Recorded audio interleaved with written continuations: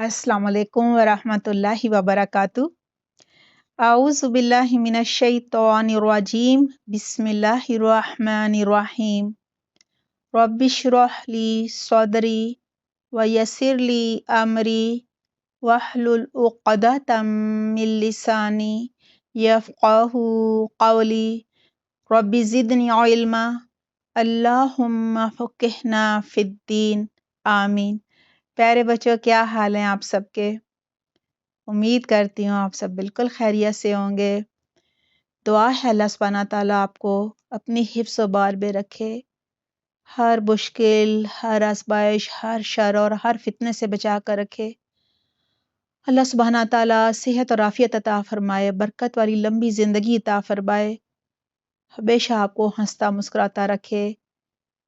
वालिदैन के लिए और उस्तादों के लिए आपको बेहतरीन सदका जारिया बनाए। अल्लाह सुब्हाना ताला आपको अपने कलाम के लिए, कुरान के लिए चुन ले। आप कुरान की आयत को तर्जुमा और तफसीर से सीखें, समझें, अल्लाह के हर हुक्म पर अमल करें और इसे दूसरों तक भी पहुंचाएं। आमीन अल्लाहुम्मा आमीन। बच्चों, सूरतुल बकरा की आयत नंबर 74 है। पहले लफ्ज़ी तर्जुमा कर लेते हैं, फिर इंशाल्लाह तफसीर करेंगे। लफ्ज़ी तर्जुमा। सुम्मा फिर, क़सत सख्त हो गए, क़ुलूबुकुम तुम्हारे दिल, मिन बादी बाद, ज़ालिका इसके, फ़ाहिया तो वो, फ़ा मैंने तो या पस ये मानी होते हैं और हिया मैंने वो, कल हिजारती मानित पत्थरों के या पत्थरों की तरह, का के मानी है मानिद, और अल हिजारती पत्थर को कहा जाता है, औ या अशद्दु ज्यादा शदीद, उर्दू में शदीद भी इसी से मिलता जुलता है ना, यानी ज्यादा सख्त।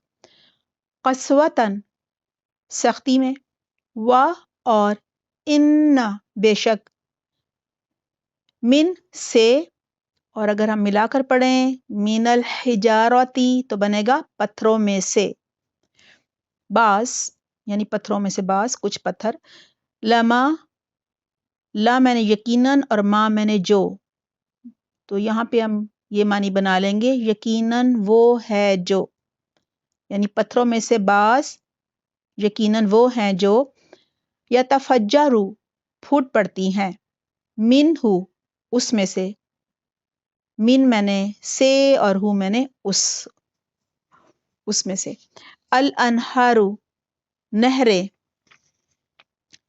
व और, इन्ना बेशक, मिनहा इनमें से बास, मिन मैंने से, हा मैंने वो, यानी उसमें से बास, लमा यकीनन वो है जो, पहले भी आ चुका है, यशक्ककु शक हो जाता है, यानी फट जाता है, शक फटने को कहते हैं, और यशक्ककु से मिलता जुलता है ये उर्दू का लफ्ज़।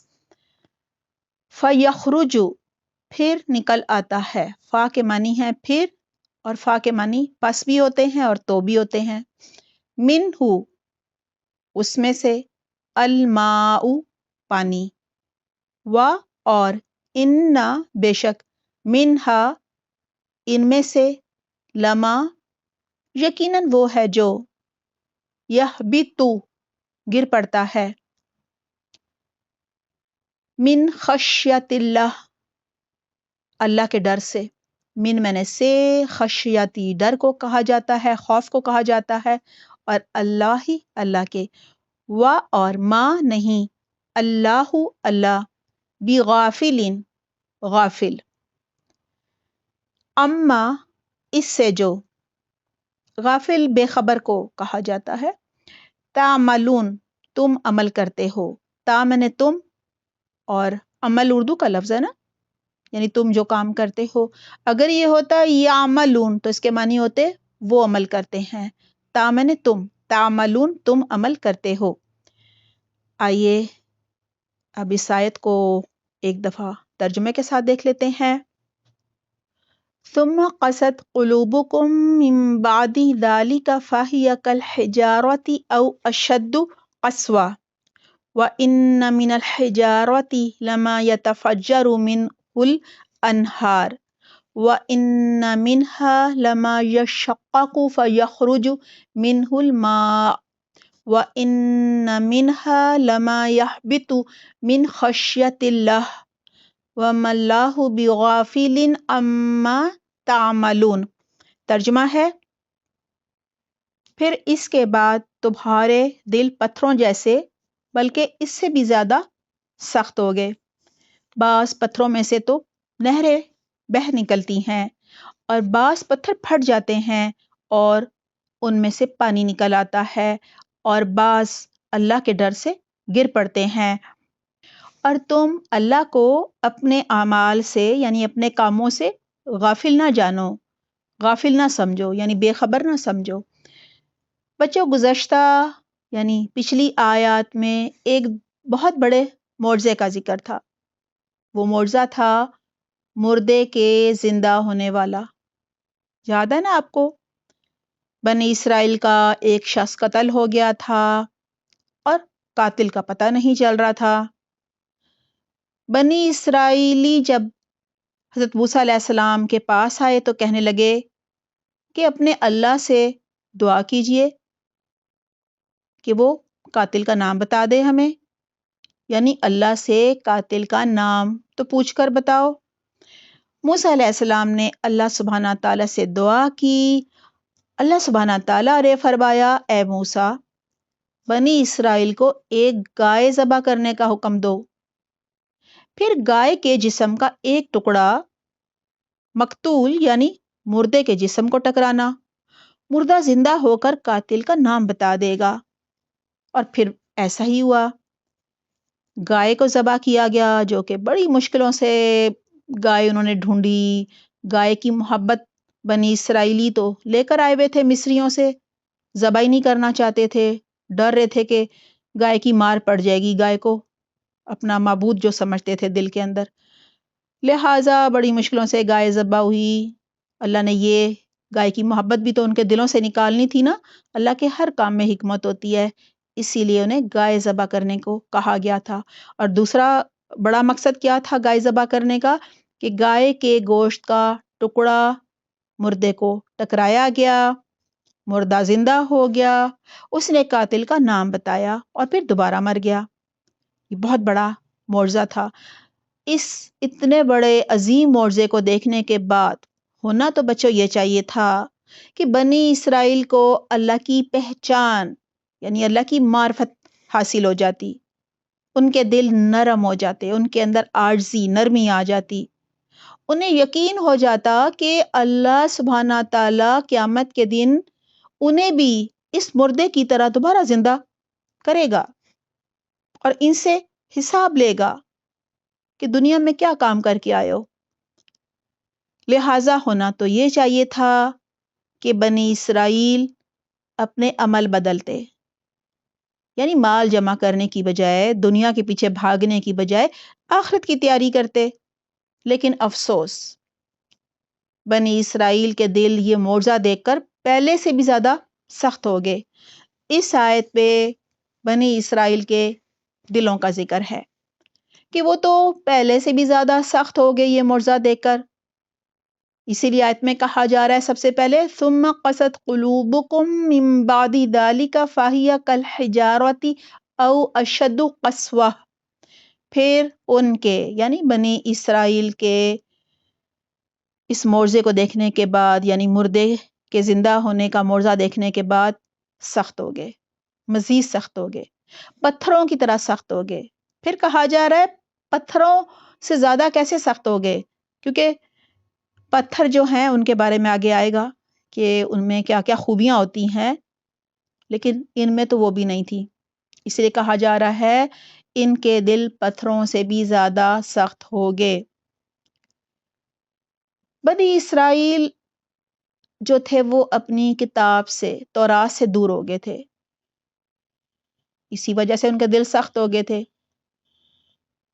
اللہ کی پہچان، اللہ کی محبت، اللہ کا ڈر ان کے دلوں میں ہی نہیں تھا۔ ہماری اکثریت بھی آج کل قرآن سے دور ہو گئی ہے۔ جب کوئی اپنی کتاب سے دور ہو جاتا ہے تو پھر اس کے دل پر کائنات میں بکھری اللہ کی قدرت کی نشانیاں اور معجزے اثر نہیں کرتے. اور اب بتایا جا رہا ہے کہ ان کے دل پتھروں سے زیادہ سخت ہو گئے تھے، حالانکہ پتھروں میں بھی کبھی کبھی نرمی آ جاتی ہے، اللہ کا ڈر آ جاتا ہے، اللہ کا خوف آ جاتا ہے. اسی لیے کہا جا رہا ہے وَإِنَّ مِنَ الْحِجَارَةِ لَمَا يَتَفَجَّرُ مِنْهُ الْأَنْهَارُ، اور بعض پتھروں میں سے تو نہریں بہہ نکلتی ہیں.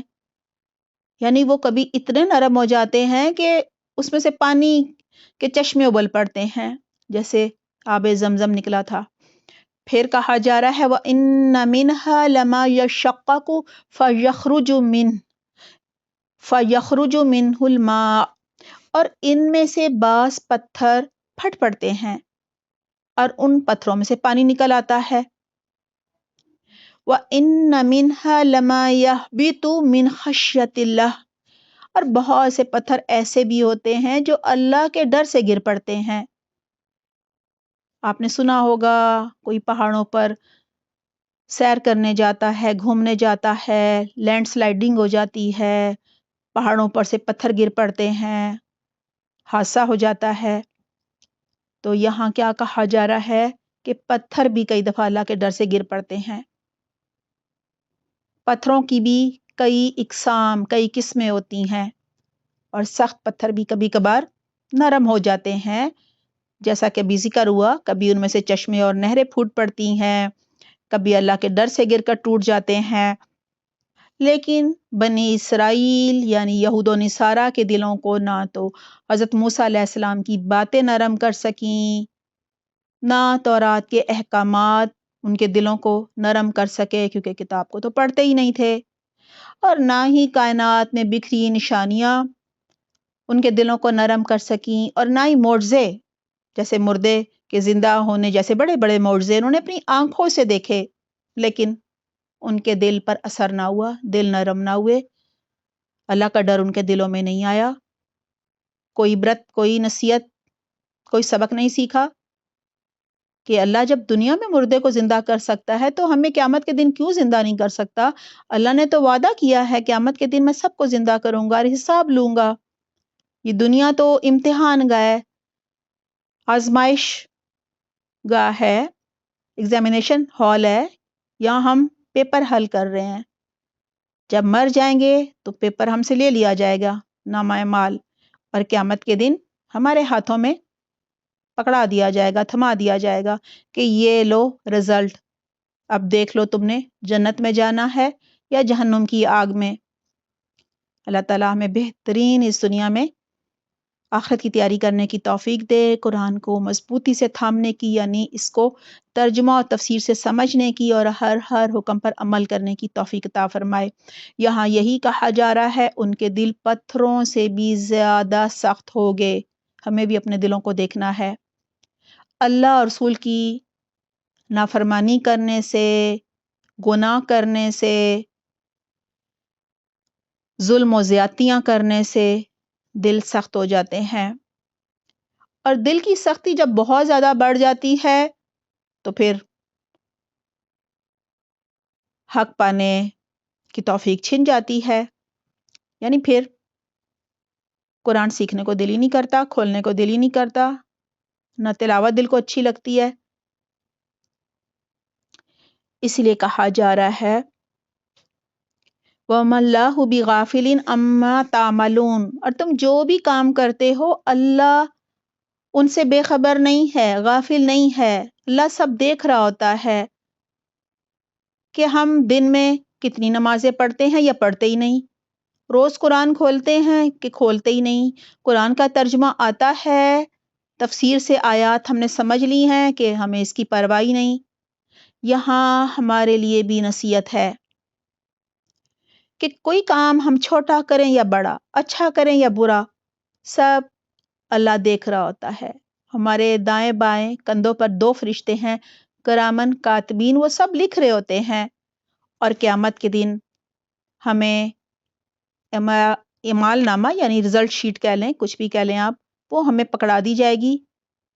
ہر عمل اس میں لکھا ہوا ہوگا اور ہمیں اس کا حساب دینا ہوگا. اللہ ہمارے اعمال سے، ہمارے کاموں سے غافل نہیں ہے، لہٰذا ہمیں غفلت کی زندگی نہیں گزارنی چاہیے۔ اللہ تعالی ہم سب کو بہترین توفیق دے کہ ہم قرآن سے اپنا تعلق مضبوط کریں، قرآن کو ترجمہ تفسیر سے سیکھیں، سمجھیں، اللہ کے ہر حکم پر عمل کریں تاکہ قیامت کے دن برے انجام سے بچ سکیں، دنیا میں اللہ کی رضا کے کام کر سکیں تاکہ قیامت کے دن اللہ ہم سے راضی ہو۔ اللہ ہمیں نیک اعمال کی توفیق دے، آمین اللہم آمین۔ بچوں اپنا بہت خیال رکھیے گا۔ سبحانک اللہم و بحمدک، نشہد ان لا الہ الا انت، نستغفرک و نتوب الیک۔ والسلام علیکم ورحمۃ اللہ وبرکاتہ۔